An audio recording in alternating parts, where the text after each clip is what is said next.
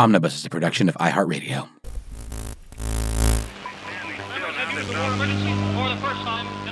Jim, and receiving this message. We are Ken Jennings and John Roderick. We speak to you from our present, which we can only assume is your distant past, the turbulent time that was the early 21st century.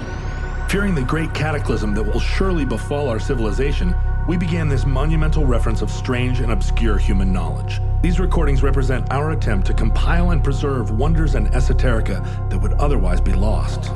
So whether you're listening from an advanced civilization or have just reinvented the technology to decrypt our transmissions, this is our legacy to you. This is our time capsule. This is the Omnibus.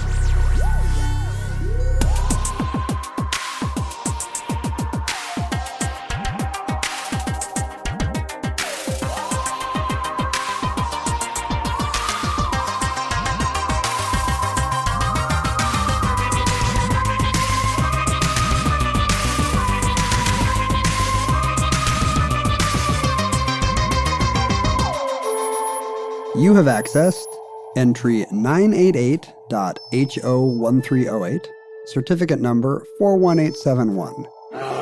Private Wojtek the Bear.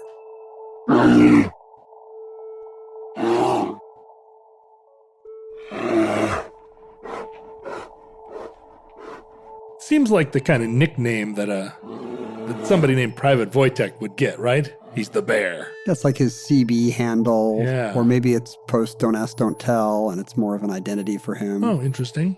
But it also feels like maybe, in earlier times, before there was CB radios and before people broadcast their identities with different colored handkerchiefs, that, there might be a soldier that was named Wojtek the Bear. It does seem like maybe an evil pro wrestler. Or, just a burly soldier. Right, before pro wrestling. We're talking about I got to get way back before pro wrestling. A prior time.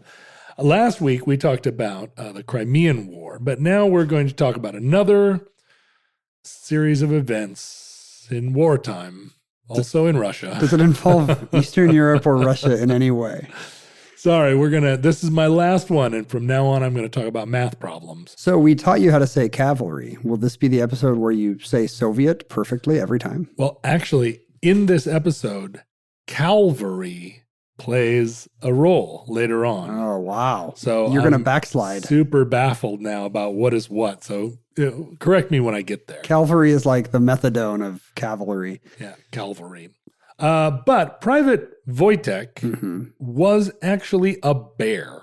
A bear. Like he was literally the species a bear. He was genus Ursus. A bear, the bear.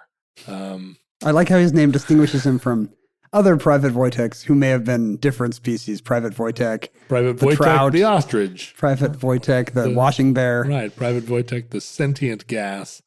The word Wojtek the name Wojtek is kind of a diminutive, meaning happy warrior or like. But it's a diminutive. It's kind of it's a cute little guy. It's a diminutive of a Polish first name, Wojtek, which means like the happy fighter, he who is happy in battle. Isn't it great that they have a word for that? What would you say is the English word for he who is happy in battle? I don't know. Like all of sociopath? them, all of them come from Central Europe, right? I was going to say Vlad. No, sorry, that's Central Europe. We don't really have a happy in battle, I guess. Not quite like older languages might have like happy in battle. Maybe G.I. Joe is our word for happy in battle. Yeah, Rambo. Rambo, exactly. But to give you a little backstory about how Wojtek came to be someone that we would lionize, or in this case, Ursulize. At the beginning of World War II, as we know, Poland was an area of contention. And before the Nazis invaded Poland all the way... Or annexed it. Or invaded it. The Nazis and the Soviet Union, led by Stalin, Joseph Stalin, had agreed to partition Poland, and each country would, take half of Poland. And this was kind of more of an annexation.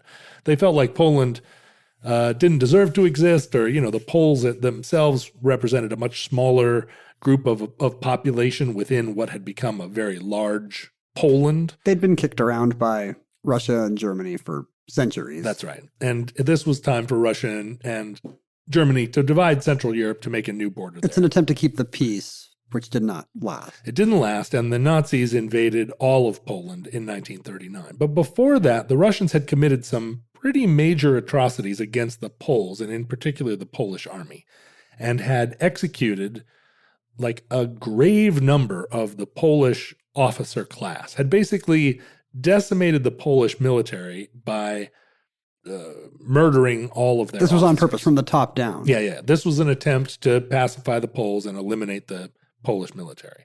And it was so successful that they needed to go to a non-human officer court, I guess, at least for the non-coms. It didn't come to that immediately, but they did deport hundreds of thousands of Polish people, both civilian and army, to the gulags of the Soviet Union to get them out of this area of contention so that they weren't a divisive group. But then the Germans decided to abnegate that treaty and invaded all of Poland, at which point Stalin, once Germany had sort of conquered all that territory, Stalin decided that since Poland no longer existed, the Russians no longer had diplomatic relations with Poland. There was no Poland. And so he kind of, the Poles became a stateless people, even within Russia. Yeah. But the Poles and the Polish government had managed to escape Poland and relocate to the United Kingdom. And there was all of them? Well, enough that they declared a Polish state in absentia. Government in exile from London. And also, remnants of a Polish army from London that engaged in the war with the British, both as pilots and as infantry later. So there was still an effective Poland, it was just located 1,000 miles west of where you'd expect. Yeah, in a couple of office buildings in London.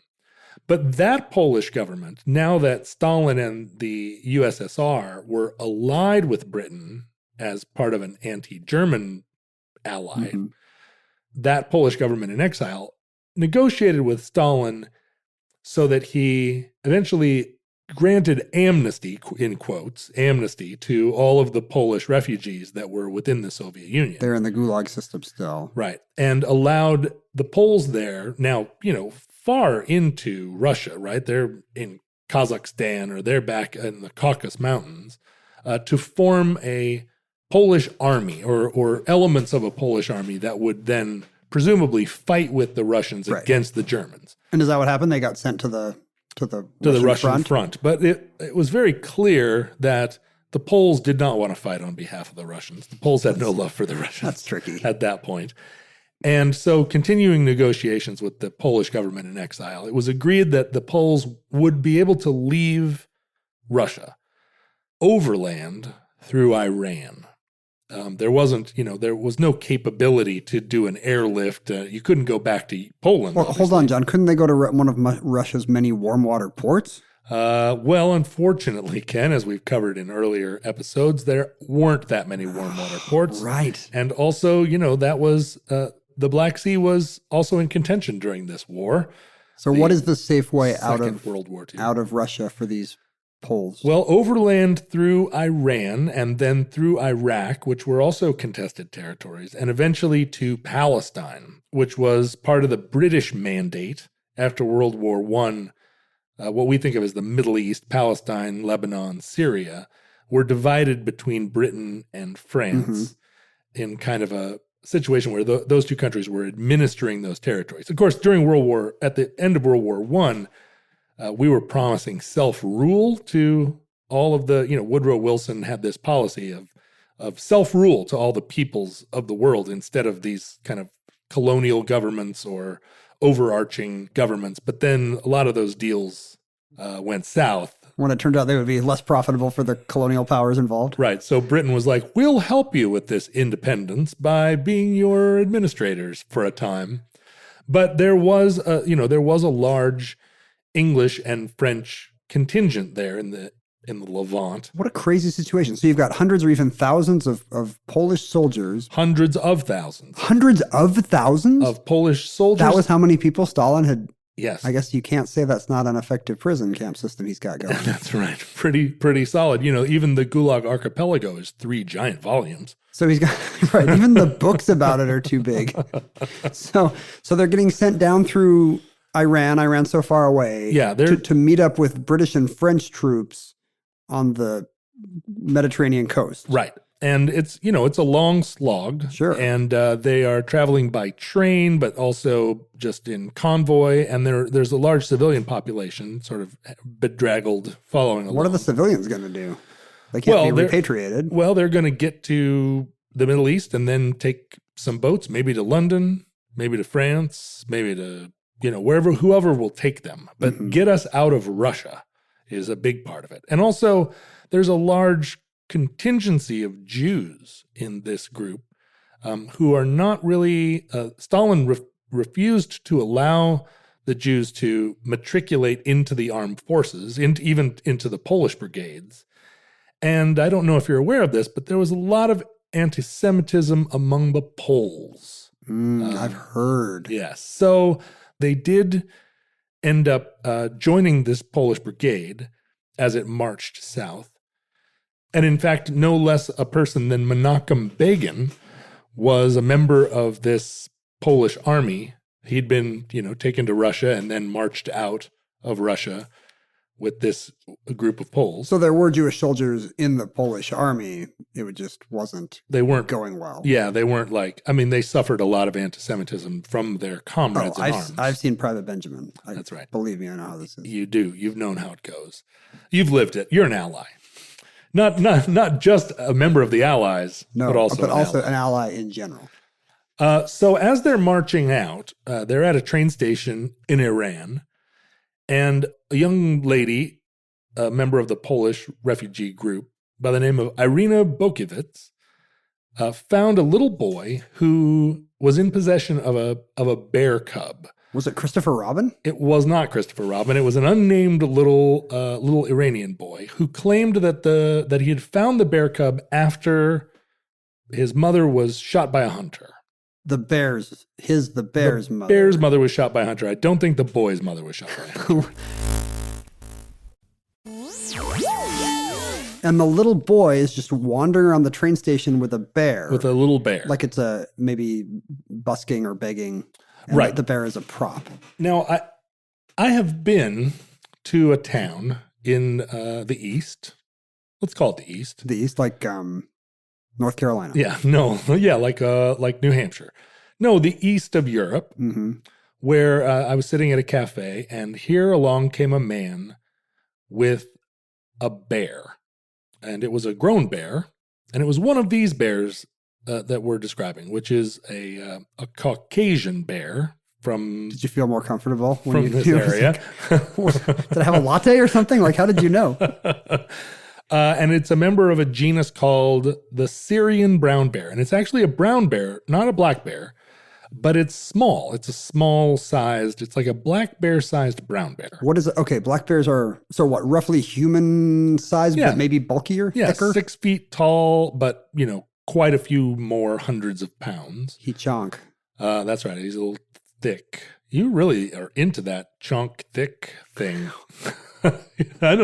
I'd like to see some of the websites you're going to. Not to the degree that it's problematic or right. racialized, No, sure. No. But on the good side of that line, because as we've established, I'm an ally. Oh, yes, you are. As growing up in Alaska, brown bears and black bears are very distinct from one another. You guys have them both. Yes, we do. And brown bears are giant. Black bears are about human-sized and are kind of regarded as not that dangerous. I mean, you don't want to go up to a black bear and hit it on the nose, but they want to stay away from you. They're not like attackers necessarily. Whereas brown bears are. They make trouble?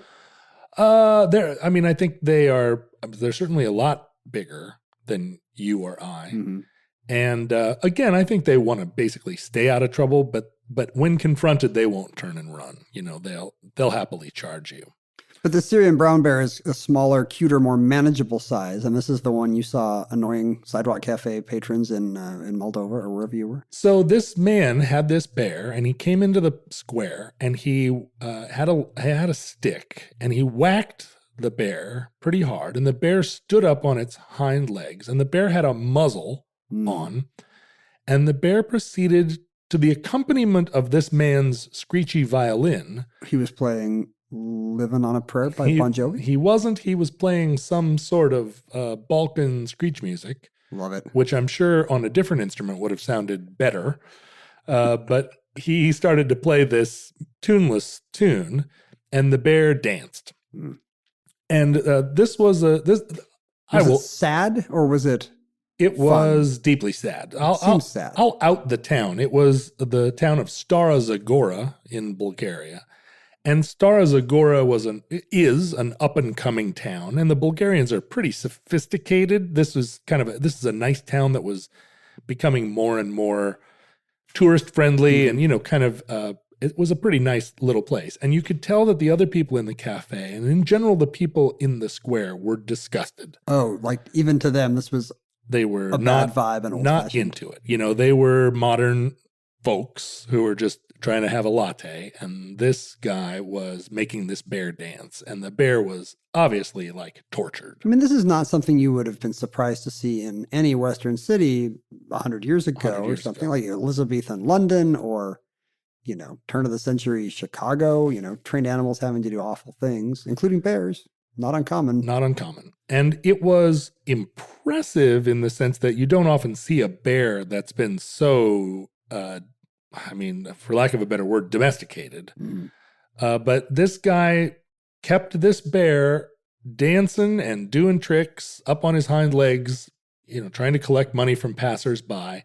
He was largely unsuccessful. But sitting in the cafe, I wondered about where this bear came from and what its life was like up until now. And you can only imagine that this man is part of either he himself went up into the hills and found a cub, maybe killed its mother intentionally to get the cub, or stole it. I mean, I don't know how you would steal a cub from a mother bear. I think she would notice. I think you just need a marmalade sandwich or a jar of honey or something, and you can say, look over there. Yeah, or a little piglet and a donkey, and give the bear a kite, and then grab the cub when it's not looking. Yoink.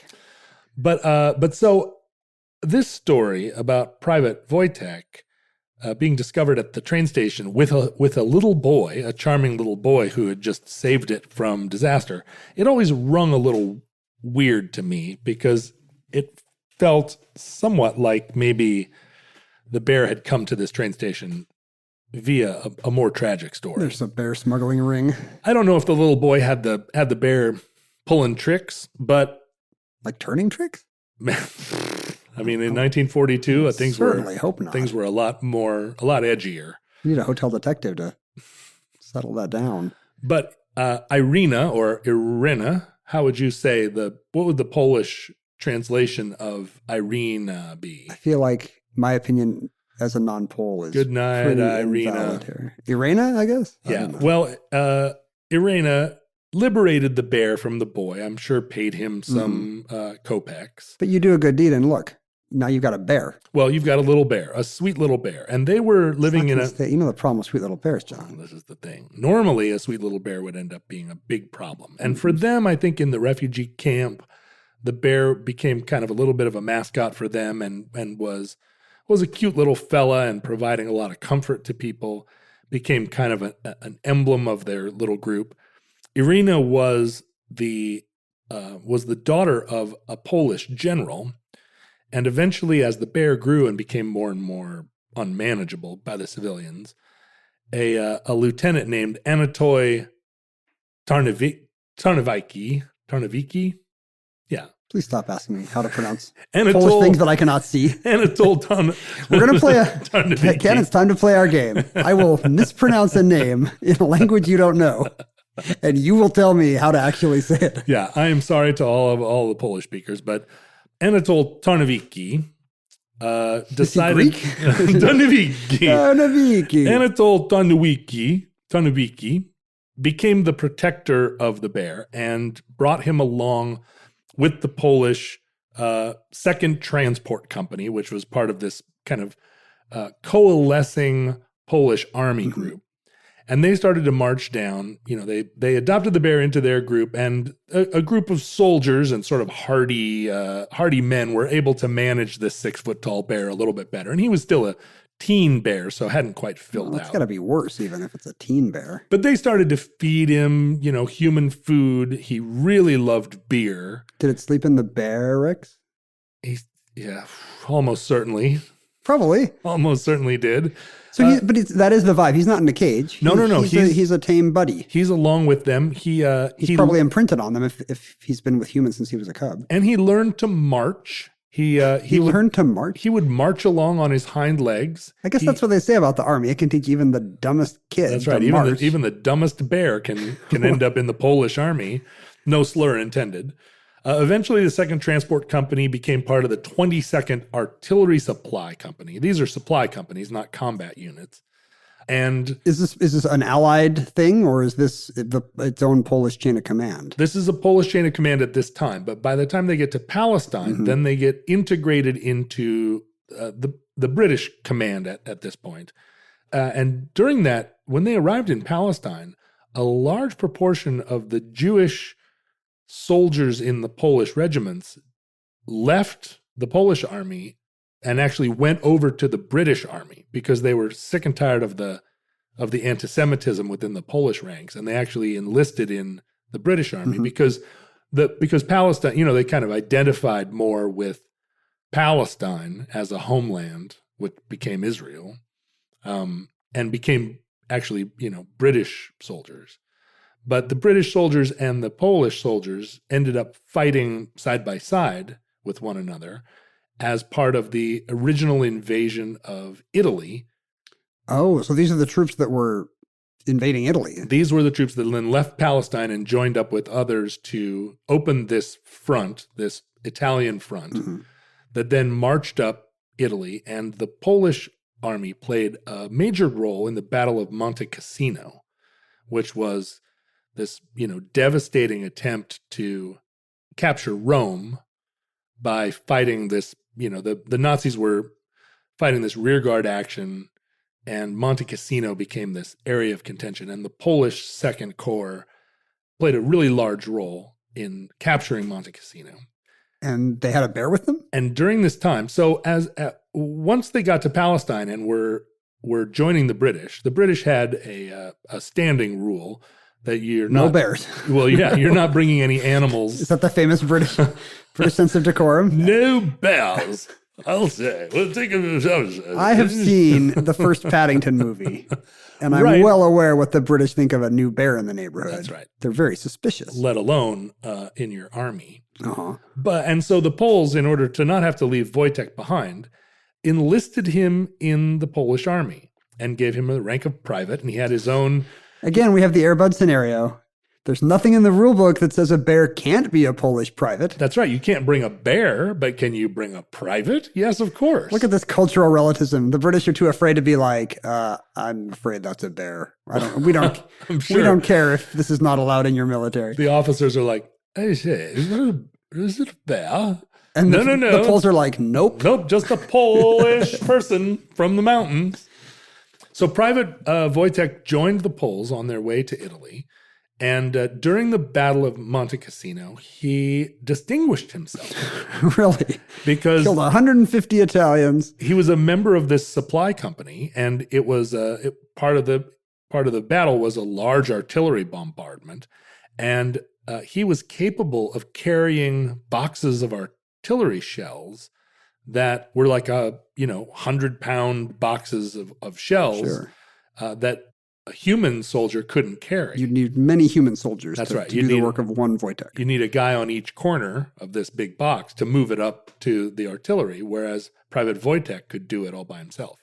And he was imprinted on these soldiers, and he also watched what they did and duplicated it. So he had a certain amount of military discipline. He could smoke cigarettes. Wait, that's what we call military discipline? No, I mean— he learned to smoke cigarettes. At that point. He bought a Camaro. He cheated on his pregnant wife. That's right. He got a Mustang the day he enlisted. But he distinguished himself so much at Monte Cassino that they promoted him. And he became... He gets a promotion? Yeah, he became Corporal Wojtek. Think about if you're a private in the Polish army, what a slap in the face. Yeah. That this bear just got promoted ahead of you. You are worse than a trained bear. I've heard of guerrilla warfare, but this is ridiculous. He was so popular with the Polish Second Corps that they made him their emblem. They put a bear on their shoulder patch. Mm-hmm. And Wojtek was, I mean, I'm sure the privates were all like, of course we'll take orders from Corporal Wojtek. And, who's reporting to him? He's a 6 foot tall, 400-pound bear at this point. So you'd take orders. I guess if he can vaguely gesture with his paw, he can be in the British military. That's what we learned from the charge of the Light Brigade. That's true. So can this guy pass a PT test? Almost certainly, right? He can, I mean, he may not be able to do that thing where you run through tires, but I'm sure can he do the tire thing? I'm sure he can climb up that wall and get over it. Is he in the chow line? Does he have a uniform? How about that? He didn't have a uniform. He might have worn a hat sometimes, but he did receive pay. He was paid? He was paid because he was enlisted in the Polish army. He got all the benefits of it. And then after the Battle of Monte Cassino and after the Second Corps kind of rotated out, he went to England with them because they became part of the Polish army in exile in the UK. Mm-hmm. And then after the war, that sort of Polish government remained in England all the way until 1947 because, of course, what happened in Poland after the war was effectively a Soviet invasion. Yeah, they right. The government exile pretty much had to stay in exile. Yeah, not a government that was welcomed back by the Russians that never left. So is that even harder to explain on some kind of British army base is that a bear sweeping up the motor pool? Yeah, that's right. That's a bear. Well, so the Polish army relocated to Berwickshire in sort of lower Scotland.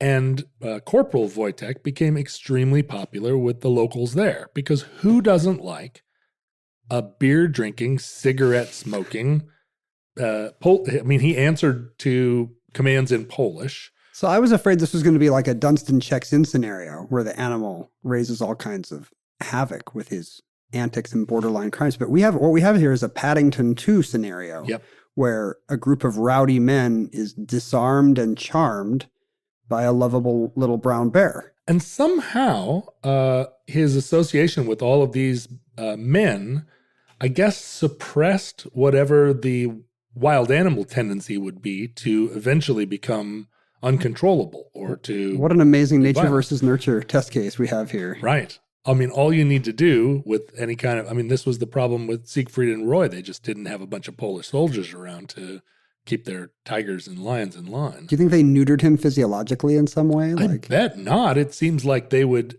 if they're going to put him on their patch, they're also going to want him to be intact, as we say. A big virile bear of a man. But he became so popular in Scotland that when the Polish army then repatriated themselves to Poland, they left him there in Scotland, and he became a resident of the Edinburgh Zoo. I guess they realized this is more of a wartime thing. Yeah, right. In peacetime, you no longer need a bear sweeping out the motor pool. I guess Beetle Bailey still has the dog with the hat. Well, that's not Beetle's dog. That's Sarge's dog. That's Sarge's dog, right. Otto.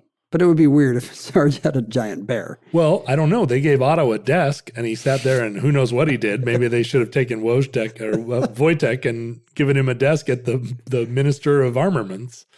But they didn't. And you're right. I think it's one thing to have a regiment caring for a bear, but at the end of the war, if you just have to take the bear home, you're walking through the commissary and there's just some bear knocking stuff off shelves. Well, or just that you take him back to your hometown and you're like, I'm a civilian now. Oh, and I brought back this army bear. So he lived in the Edinburgh Zoo and was a beloved figure there. I never know if it's okay when you see one of these ex-circus animals or whatever. Have we talked about the game park out in Sequim, Washington, where they have all these retired movie animals? You described it one time and said that some buffalo came up and snotted on you, or some animal I think it was a zebra or a llama snotted on Mindy's dad. But they also have a bunch of cages where they've got kind of sad cages where they have movie animals. And the bear will always like stand up and clap when you go by. Yeah. And at first I'm like, oh, and then I'm like, oh, I don't know if I'm into that. Well, we've talked about Wolf Haven down here in Western Washington, where they have all these wolves that people tried to have as pets, like hybrid wolves and different kinds of wolves that have encountered problems. And that always goes wrong, I guess? It's pretty bad. I knew a girl that had a hybrid wolf puppy, and I mean, it grew to outweigh her, and then it grew to be double her size, and it was terrifying. She would bring that wolf, I mean, even when the wolf was still a puppy, she would bring it into the house where I lived at the time. I admire her commitment to whatever lifestyle that is. Oh, she thought she was some kind of goth. I mean, she was 98 pounds, and the other thing was she was a member of this new way of thinking where you never say no to an animal. You don't discipline it. You just let it develop a conscience and a sense of beauty in the world. And this dog, ended up at Wolf Haven, ended up at a wolf rescue. Because it turns out you cannot rely on a wolf to have the same good impulses as a dachshund. It was days away from grabbing her by the neck and shaking her until she was dead, or disemboweling her. Neither thing would have gone over on Capitol Hill, let me just say. But so Wojtek, people continued to celebrate him, and he seemed like a happy bear. People threw him cigarettes. Oh, that's nice. But that's an early kind of animal rights act. That's right. Hey, yeah, we know you like cigarettes. But the zookeepers wouldn't light them because they're moralizing prigs. So he would eat them. So he developed... He got his nicotine fix. Yeah, he developed a habit of eating cigarettes, which was, maybe these days that wouldn't be as funny. But, I mean, nowadays you would only do that to a zoo animal on like a special occasion. Right. Well, and we don't, it's because their cigarettes aren't that common. I mean, back then everybody had a cigarette to throw to the bear. Today you would just throw your cell phone. Yeah, right. You'd throw your spearmint gum or, what do people care? You'd throw your kombucha. You'd throw your Juul. You'd have, Rex the vaping bear. But he lived to 1963. He was 21 years old when he died. Is that bear old? I don't think it is. I think that's cigarette eating bear in captivity old. But I think a Syrian brown bear can live. Did I mention that he's of the Syrian brown bear family? I did, didn't I? I think so. Syrian brown bears range, their traditional range was all of Palestine, Lebanon, Syria, Turkey, Iran. That's the only bear of the Middle East, basically? Yeah, it's the Middle Eastern bear. And if you read about bears in the Bible, that's a pretty big if. But guess what? I do, John. I do read about bears in the Bible. I know you do. You've read the Bible so many times. You know all the bear anecdotes in the Bible. Tell me a biblical bear anecdote. There's the bears that come out of the woods when the boys were making fun of Elisha for being bald. Syrian brown bears. And they kill the kids. Good job, Syrian brown bears.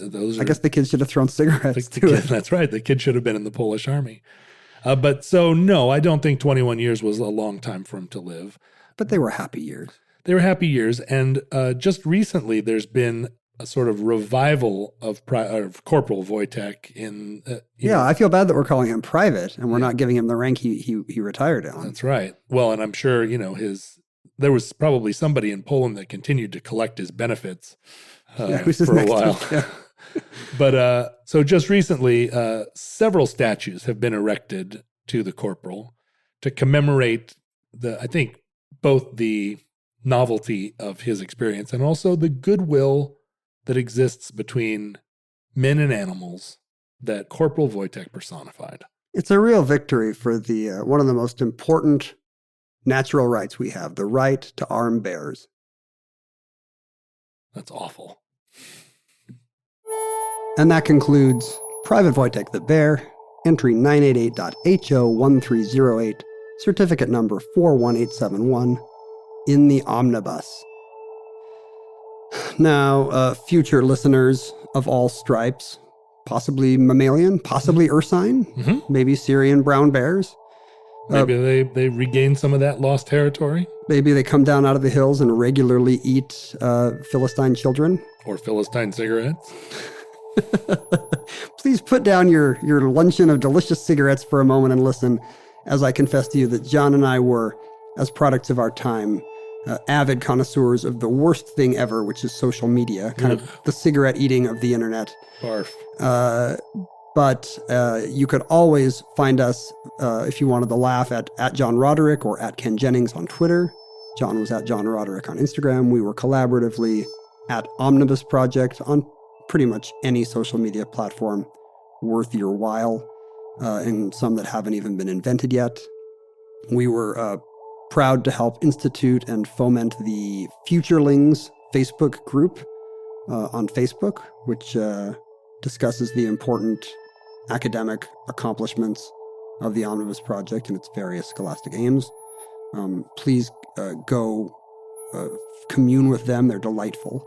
If you have any free time left, you can communicate with us directly by sending your electronic missives to theomnibusproject@gmail.com. People of our era, in fact, could send us physical items, if you could believe it, by mailing them to Omnibus Project, P.O. Box 55744, Shoreline, Washington, 98155. Futureling, from our vantage point in your distant past, we're in a place between a time when captured and brutalized bears were used for public entertainment and your time in the future when bears rule the world, or maybe when thoughtful algae are using trained bears as transportation. My guess is these listeners don't even see the difference between a human and a bear. They're like, oh, one kind of mammal, like they see this as Truman integrating the military. Right. Like, oh, one kind of mammal is now hanging out with another kind of mammal. We don't really get the difference, but okay. Right, seems weird. They're so enlightened that, they don't know why we wouldn't have had bears in the army all along. Well, we have no idea how long our primitive mammalian civilization survived, but we hope and pray that the catastrophe we fear may never come because, like all life forms, we want to survive and breed. And eat cigarettes. If the worst comes soon, this recording, like all our recordings, may be our final word. But if Providence allows, we hope to be back with you soon for another entry in the Omnibus.